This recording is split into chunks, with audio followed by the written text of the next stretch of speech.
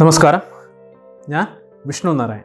Wish for ഹെക്സിൻ്റെ NLP സീരീസിലെ മറ്റൊരു എപ്പിസോഡിലേക്ക് നിങ്ങൾക്ക് എല്ലാവർക്കും സ്വാഗതം.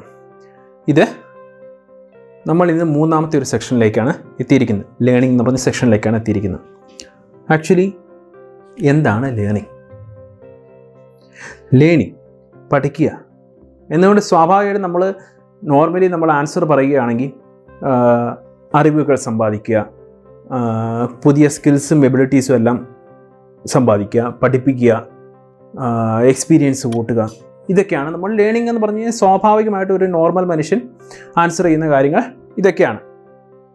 പക്ഷേ ഒന്ന് ആലോചിച്ച് നോക്കൂ, ഇതെല്ലാം റിസൾട്ടല്ലേ? ഇതെല്ലാം ലേണിങ്ങിൻ്റെ റിസൾട്ടല്ലേ? യഥാർത്ഥത്തിൽ എന്താണ് ലേണിംഗ്?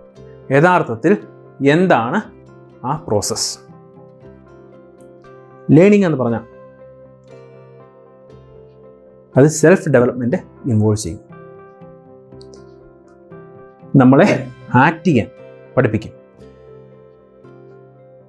നമ്മളെ ഡിഫറെൻ്റായിട്ട് ചിന്തിക്കാൻ പഠിപ്പിക്കും, പ്രവർത്തിക്കാൻ പഠിപ്പിക്കും, ചിന്തിക്കാൻ പഠിപ്പിക്കും, ഡിഫറെൻ്റായി ഫീൽ ചെയ്യാൻ പഠിപ്പിക്കും. ഇതൊക്കെയാണ് ലേണിംഗ്. ലേണിംഗ് എന്ന് പറയുന്നത് ഒരിക്കലും പഠിപ്പിക്കലല്ല. ലേണിങ്ങും ടീച്ചിങ്ങും രണ്ടും വേറെ വേറെയാണ്. ലേണിംഗ് നാച്ചുറലാണ്. അത് എപ്പോഴും നടന്നുകൊണ്ടിരിക്കും. നമ്മൾ അറിഞ്ഞാലും ശരി, ഇല്ലെങ്കിലും ശരി, നമ്മൾ മനസ്സിലാക്കിയാലും ശരി, ഇല്ലെങ്കിലും ശരി, ലേണിംഗ് എപ്പോഴും നടന്നുകൊണ്ടിരിക്കും. അത് നാച്ചുറലായി സംഭവിച്ചുകൊണ്ടേയിരിക്കും. കൊച്ചുകുട്ടികൾ എപ്പോഴും പഠിച്ചുകൊണ്ടിരിക്കും. നമുക്ക് കുറച്ചുകൂടെ എഫേർട്ട് ഇടണം എന്ന് മാത്രം. പക്ഷേ എന്നിരുന്നാലും നമ്മൾ പലതും പഠിക്കും, നമ്മൾ മനസ്സിലാക്കുന്നില്ലെന്ന് മാത്രം.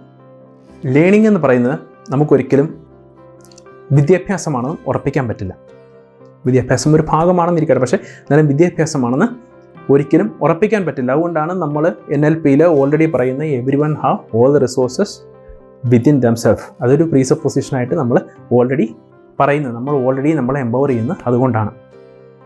ഇപ്പോൾ ലേണിങ്ങിൻ്റെ ഞാൻ അധികം പോകുന്നില്ല, അത് ഒരുപാട് കോംപ്ലിക്കേറ്റഡ് ആകും. അത് പല പല സോഫ്റ്റ് ഫീലിങ്സിലും ചെന്ന് മുട്ടാൻ സാധ്യതയുള്ളതുകൊണ്ട് ഞാൻ ഏതായാലും അതിന് ലേണിങ്ങിനെ കുറിച്ച് അധികം പറയുന്നില്ല. ലേണിംഗ് എന്ന് പറയുന്നത് ഇതെല്ലാം ഇതിൽ വരുന്നതാണ് ലേണിംഗ്. ലേണിംഗ് എന്ന് പറയുന്നത് പഠിപ്പിക്കുന്നത് മാത്രമല്ല, ലേണിംഗ് പറയുന്നത് വിദ്യാഭ്യാസം മാത്രമല്ല. അത്രമാത്രം കരടായിട്ട് നിങ്ങൾ എടുക്കുക.